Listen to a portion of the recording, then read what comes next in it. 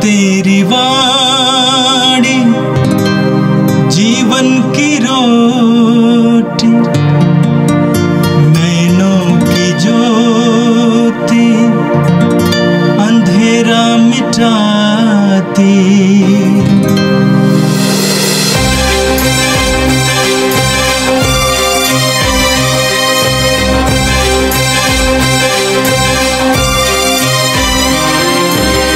प्रभु तेरी वाणी जीवन की रोटी, नैनों की ज्योति अंधेरा मिटाती। प्रभु तेरी वाणी जीवन की रोटी, नैनों की ज्योति अंधेरा मिटाती। वाणी वाणी वाणी वाणी वाणी पवित्र है, शाश्वत है, जीवन का मन्ना है। 10 मार्च गुरुवार। पहला पाठ नबी एस्तेर का ग्रंथ, अध्याय 4, पद संख्या 12, 14 से 16 तक। मुर्दक्य ने यह सुनकर कहा, यदि इस समय तुम चुप बैठी रहोगी तो यहूदियों को कहीं ना कहीं से मुक्ति और सुरक्षा प्राप्त हो जाएगी, किंतु तुम्हारा और तुम्हारे पितकुल का विनाश होगा। क्या जाने शायद इस प्रकार की विपत्ति से हमारी रक्षा करने के लिए तुमको रानी का पद प्राप्त हुआ हो। एस्तर ने मुर्दक्य को उत्तर भिजवाया, जाइए सूसा में रहने वाले सब यहूदियों को एकत्रित कर कहिए कि वे सभी को मेरे लिए उपवास करें। वे 3 दिन 3 रात कुछ नहीं खाए पिए। मैं भी अपनी दासियों के साथ इसी प्रकार उपवास करूँगी। फिर मैं आज्ञा का उल्लंघन करते हुए राजा के पास जाऊँगी, और यदि मेरे भाग्य में मरना ही बदा होगा तो मर मिटूँगी। यह प्रभु की वाणी है। संत मत्ती के अनुसार पवित्र सुसमाचार, अध्याय 7, पद संख्या 7 से 12 तक। यीशु ने अपने शिष्यों से कहा, मांगो और तुम्हें दिया जाएगा, ढूंढो और तुम्हें मिल जाएगा, खटखटाओ और तुम्हारे लिए खोला जाएगा। क्योंकि जो मांगता है उसे दिया जाता है, जो ढूंढता है उससे मिल जाता है, और जो खटखटाता है उसके लिए खोला जाता है। यदि तुम्हारा पुत्र तुमसे रोटी मांगे तो तुम्हें से ऐसा कौन है जो उसे पत्थर देगा? अथवा मछली मांगे तो उसे सांप देगा? बुरे होने पर भी यदि तुम लोग अपने बच्चों को सागज ही अच्छी चीजें दे देते हो तो तुम्हारा स्वर्गीय पिता मांगने वालों को अच्छी चीजें क्यों नहीं देगा? दूसरों से अपने साथ जैसा व्यवहार चाहते हो तुम भी उनके साथ वैसा ही किया करो। यही संहिता और नबियों की शिक्षा है। यह प्रभु का दिव्य सुसमाचार है। क्रिस्त प्रभु की जय। भाई और बहनों, आज का दोनों पाठ हमें प्रार्थना के बारे में बताते हैं, प्रार्थना का महत्व और उसका प्रभाव पर प्रकाश डालते हैं। प्रथम पाठ हमने एस्तर के ग्रंथ से सुना है। एस्तर एक यहूदी थी और वे पेर्सिया के राजा की महारानी बन गई थी। एस्तर के बारे में हम पवित्र ग्रंथ में पढ़ते हैं। एस्तर के नाम पर एक ग्रंथ है पुराने व्यवस्थान का, और इसका 2 वर्षन है एस्तर का ग्रंथ का। एक तो हिब्रू भाषा में लिखा है, वो बहुत छोटा सा, और एक यूनानी भाषा में लिखा है उसमें अधिक जानकारी हमें मिलता है।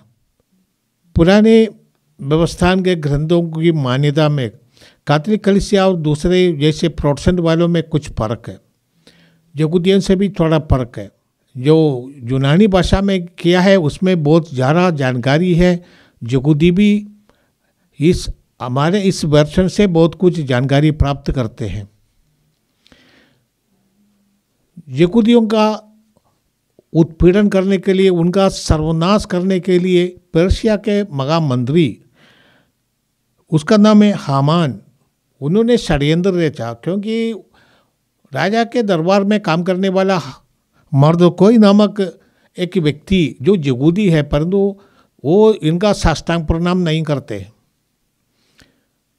हामान ने इसलिए राजा से प्रलोभन देकर एक आज्ञा पत्र निकालता है जिसके अनुसार सभी यहूदियों को मार डाला जाएगा। क्योंकि यहूदी अपने धर्म पर निष्ठा रखने के कारण दूसरे लोगों के आचरण के अनुसार व्यवहार नहीं करता। राजा के पास हामान ने ऐसे ऐसे बातें देखी जिससे राजा प्रभावित हो गया था। राजा को मालूम नहीं है कि उनकी महारानी ही एक यहूदी है। तो मर्दोकाई ने महारानी के पास जाकर निवेदन किया कि आप कुछ कीजिए। प्रभु ने आप ईश्वर की परिपालना में आपको राजा दरबार में राजा की महारानी के रूप में आपको रख दिया है, इसलिए आपकी जिम्मेदारी पड़ती है कुछ करने का। एस्थर ने सभी यहूदियों से प्रार्थना करने का निवेदन किया। 3 दिन सब लोग उपवास करें, मेरे साथ प्रार्थना करें। और आज जो पाठ हमने सुना है वो एस्थर की प्रार्थना है ईश्वर के सामने।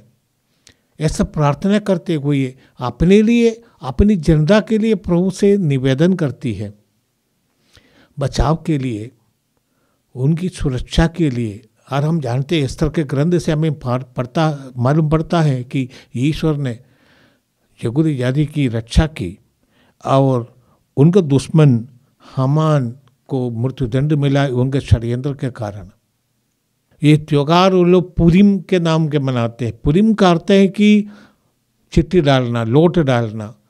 हमारे उस दिन लौट डाल कर उस दिन निर्धारित किया था यहूदियों का सर्वनाश करने का, परंतु ईश्वर ने यहूदियों को बचाया। इसलिए पुरीम नामक त्यौहार यहूदी मनाते हैं। ये उनके मुख्य त्यौहार में से एक है। आज के प्रार्थना में एस्थर हमें सिखाती है कि हम ईश्वर के पास हमारे दिल की गहराई से, पीड़ा से भरपूर होकर पहुँचते हैं ईश्वर से संवाद करने के लिए। ईश्वर हमारी प्रार्थना सुनेंगे। एस्थर आज के प्रार्थना में ईश्वर को याद दिलाती है कि प्रभु मैं कमज़ोर व्यक्ति हूँ, मैं लाचार हूँ। अपनी लाचारी का और अपनी निस्सहायता का वो स्वीकार करती है और प्रभु को याद दिलाती है, प्रभु तुमने अपने पूर्वजों से, मेरे पूर्वजों से तूने वादा किया था, वो ये वादा के अनुसार हमारे और हमारी जाति और ये तेरे साथ एक सदा रहने वाला व्यवस्थान है, एग्रीमेंट है। तो उसको याद कर और अपनी जाति को बचाइए। एस्थर ईश्वर के हाथ में दे देते, अपनी समस्या को ईश्वर के सामने रखकर निर्णय करने का, जो ईश्वर जो चाहे वो करने का वो निवेदन करती है। परंतु अपने जनता की बचाव के लिए वो निवेदन करती है कि प्रभु तू जानते ही। और हमारी प्रार्थना किस तरह को होना है एस्थर हमें सिखाते हैं। प्रार्थना उपवास के साथ प्रार्थना करना। अब प्रार्थना उपवास के साथ प्रार्थना बहुत शक्तिशाली होती है। हम धर्म ग्रंथ से पढ़ते, प्रभु यीशु ने स्वयं कहा था अपने शिष्यों से, जब ये लोग अवधूतग्रस्त एक बच्चे को अवधूत से छुटकारा नहीं दे पाए और इसका कारण यीशु से पूछा था, तो यीशु ने कहा इस तरह के अवधूत, इस प्रकार शैतान केवल उपवास के साथ प्रार्थना करने से निकलता है। उपवास के साथ प्रार्थना करना और मजबूर हो जाता है, क्योंकि अपने को हम समर्पित करते, अपनी लाचारी, अपनी असहायता, अपने अकुंठता को हम स्वीकार करते हैं। हम जानते हैं यीशु ने सुसमाचार की घोषणा करने के लिए, अपने को तैयार करने के लिए 40 दिन और 40 रात मरुभूमि में एकांत में प्रार्थना में बैठे बिना कुछ खाए पिए। मूसा ने भी ऐसे ही ईश्वर के संगति में रहकर 40 दिन प्रार्थना में लगे बिना खाए पिए। ये हमें ईश्वर के वरदानों के लिए योग्य बना देते। ये इसमें कोई ऐसा कोई जादू नहीं है कि हम ईश्वर को जबरदस्ती करवा सकते हैं। प्रार्थना करने से या उपवास करने से ये नहीं है कि हमारा ईश्वर हमारी प्रार्थना से संतुष्ट होकर करेंगे, नहीं है। प्रार्थना करने का अर्थ यही है कि हम अपनी आवश्यकताओं को समझ लेते हैं। प्रार्थना करने का ये अर्थ यही है कि हमें ये चीज़ों की ज़रूरत है। बहुत ऐसे भी हो सकते हैं, लोग सोचते हैं कि प्रार्थना करने से सब कुछ मिलेगा। प्रभु यीशु ने आज के सुसमाचार में सुना, ये मांगो तुम्हें दिया जाएगा। जो कुछ हम चाहे मांगे, इसका अर्थ ये नहीं है। हमको जो ज़रूरत है उसको मांगे, और हमारे ज़रूरतों को हमारा पिता जानते भी है। तो हमारे मांगने का अर्थ यही है कि हम स्वयं हमारी ज़रूरतों को समझ लेंगे, ये मेरे लिए ज़रूरी है, तब पिता के पास जाना मांगने के लिए। ये नहीं हमारे चाहत, तो मैंने वांट्स एंड नीड्स, ये फ़र्क है। वांट्स का अर्थ होता है कि हम चाहते हैं हमको एक लॉटरी मिल जाए, 1 करोड़ का लॉटरी मिले, एक चाह होता है। ये तो प्रभु शायद देंगे नहीं, परंतु हमारी ज़रूरी है। हमारे लिए आज का आहार की ज़रूरत पड़ती है। इसलिए प्रभु यीशु ने स्वयं हमें सिखाया, आज हमें अपना अनुदिन आहार प्रदान कर। तो ये ज़रूरत बातें हैं, और जब हमारी ज़रूरतों को हमारा पिता जानते हैं, इसलिए पिता के पास जाकर पूछना भी उचित होता है। ऐसी कुछ कृपाएं हैं जिन्हें हमें ईश्वर से मांगना पड़ता है। ईश्वर की योजना में ये ऐसा योजना है, ईश्वर की ऐसी योजना है कि ईश्वर चाहते हैं कि हम उनसे मांगे तब हमें दिया जाता है। कुछ ऐसी जो बातें हैं जो ईश्वर हमारे मांगने पर भी नहीं देंगे, क्योंकि ये हमारे लिए अनिवार्य है। ऐसा होना, जैसे यीशु को क्रूस पर मरना अनिवार्य था, संसार के उद्धार के लिए उनको मरना अनिवार्य था। इसीलिए यीशु गेत्सेमनी बगान में प्रार्थना करते वक्त कहे, पिता मेरी इच्छा नहीं, तेरी इच्छा पूरी हो जाए।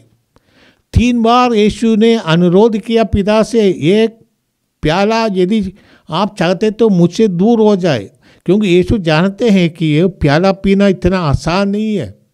क्रूस पर मरना, दर्दनाक दुख सहना आसान नहीं है। इसलिए वो किटकिटाते हुए पिता से निवेदन करते थे, पिता और कुछ रास्ता है तो खोज दीजिए, इतना भयानक मृत्यु सहने से और कुछ रास्ता है संसार को उद्धार के लिए। इसलिए पिता से निवेदन करते थे, परंतु आत्मा ने उनको प्रेरणा दी, उनको समझाया कि ये प्याला उनको पीना है, ये पिता की इच्छा है, ये अनिवार्य है। शैतान को परास्त करने के लिए अनिवार्य है। शैतान कई बार यीशु के पास आकर प्रलोभन देते हुए उनको क्रूस से अलग करना चाहता था। वो रास्ता यीशु को दूसरा रास्ता दिखा रहे थे, शिष्यों के माध्यम से भी कर रहे थे कि आपके साथ ऐसा नहीं होना, जैसे पेतरुस ने कहा था। जहाँ यूनानी आए थे, हम जोगन के सुसमाचार के बारे में पढ़ते, यूनानी जिनके लिए क्रूस पर मरना मूर्खता है, यहूदी उनके लिए क्रूस एक प्रकार का प्रतिरोध है, एक प्रकार का ये उनके लिए बाधा है, यहूदियों के लिए बाधा है। क्रूस पर मरना स्कैंडल होता है, परंतु यीशु को ये मालूम है कि ये पिता की इच्छा है, तेरी इच्छा मुझ में पूरी हो जाए। प्रार्थना के ही अर्थ है। प्रार्थना का अर्थ आज के सुसमाचार के आखिर में प्रभु हमें समझाते हैं। प्रभु कहते हैं, मांगो तुम्हें दिया जाएगा, ढूंढो तुम्हें मिल जाएगा, खटखटाओ तुम्हारे लिए खोला जाएगा। हमें मांगना पड़ता है। हमारी आवश्यकताओं को पिता के पास आना, जैसे बच्चे अपने पिता के पास आते हैं, हमें ढूंढना पड़ता है। ईश्वर के राज को खोजो, प्रभु यीशु ने कहा, तभी तुम्हें सब कुछ मिलेगा। ईश्वर के राज और उनकी धार्मिकता की खोज करो। इसका अर्थ है कि हम ईश्वर को राज का अर्थ है कि राजा को मानना, ईश्वर के हमारे ऊपर अपनी प्रभुसत्ता को, ईश्वर सर्वशक्तिमान है, उनका अधीन है, उनके हमारे ऊपर उनका शासन को मानना। हम ईश्वर के अपना है, ये हमारा पिता है और हम उन्हीं का अपना ही है। वो मेरा ईश्वर है और मैं उनका बेटा हूँ या बेटी हूँ। ये समझना, यही ईश्वर के राज्य की खोज करने का अर्थ, और उनकी धार्मिकता को मानना। विश्वास के द्वारा हम ये धार्मिकता प्राप्त करते हैं। और यीशु ने फिर कहा कि खटखटाओ, तुम्हारे लिए खोला जाए। बार बार खटखटाना पड़ता है। कंसिस्टेंसी एंड परसिस्टेंसी होना चाहिए प्रार्थना में। लगातार प्रार्थना करो। और ये भी है नहीं, जब तक हमें नहीं मिलेगा तब तक के लिए प्रार्थना करना। जब तक ईश्वर का हमें उत्तर नहीं मिलता तब तक हम प्रार्थना करते रहेंगे। ये प्रभु कभी कभी विलंब कर देते हैं। इसका अर्थ ये यही है कि हमारे लिए प्रभु की योजना और कुछ है। कभी प्रभु हमारे प्रार्थना का तिरस्कार कर सकते हैं, जैसे पौलुस कुरिन्थियों के नाम अपना दूसरा पत्र अध्याय 12 में कहते हैं, पद संख्या 7 में कहते हैं कि उनके जीवन में कुछ ऐसा दर्दनाक चीज रह गई थी। वो प्रभु से बार बार निवेदन करते रहते कि प्रभु ये मुझसे हटा दे। वो कहता है कि शैतान उसको दर्द देता है।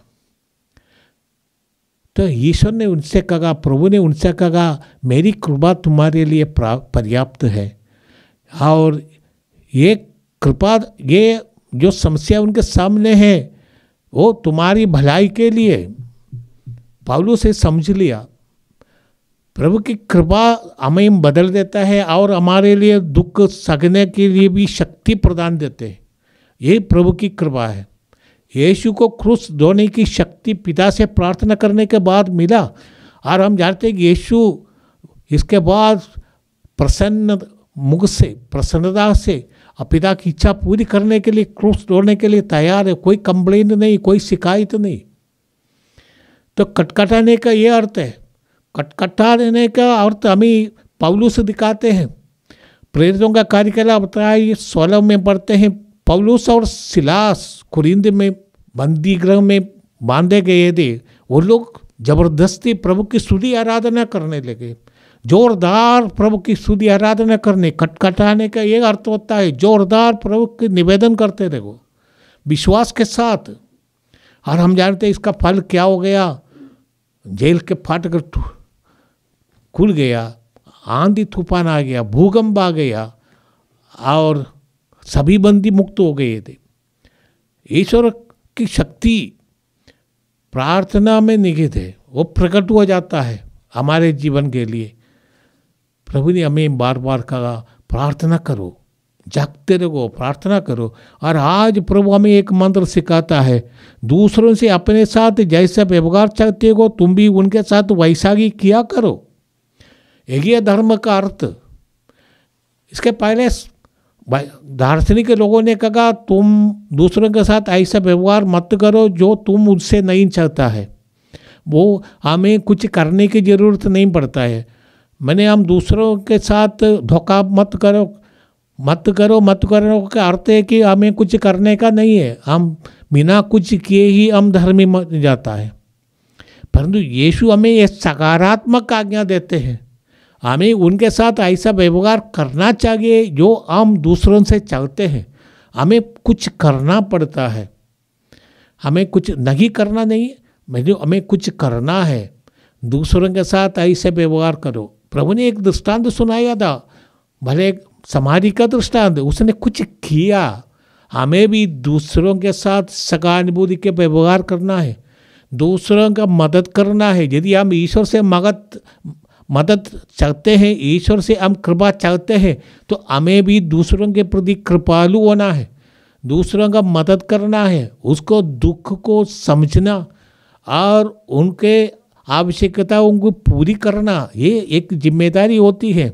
इसलिए प्रभु कहते हैं ये प्रार्थना का रहस्य है, विशेषकर याचना प्रार्थना है, प्रेयर ऑफ पिटीशन, जहाँ हम अपने लिए और दूसरे लोगों के लिए प्रभु के सामने पिटीशन करते, तो हमें समझना चाहिए कि हमें भी उदारता दिखाना है, हमें भी कृपा दिखाना है, हमें भी दूसरों के साथ अच्छा व्यवहार करना है। आइए हम प्रार्थना करें। ये प्रेमी पिता, हम तुझे धन्यवाद देते हैं तेरे पुत्र यीशु के लिए, हम तुझे धन्यवाद देते हैं नबियों के लिए, और आज विशेष करके एस्तर के लिए जिन्होंने हमें ये दर्शाया है कि ज़रूरत पड़ने पर, आवश्यकता पड़ने पर हमें अपने वो महारानी दी, उसने अपनी गति को छोड़ दिया, उसने ठाट तोड़ कर प्रार्थना की।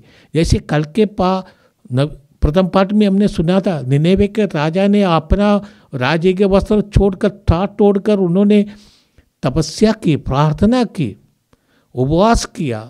ये प्रभु प्रार्थना में दम होने के लिए हमें भी कुछ ऐसे उपवास करना है, हमें भी कुछ खो देना पड़ता है।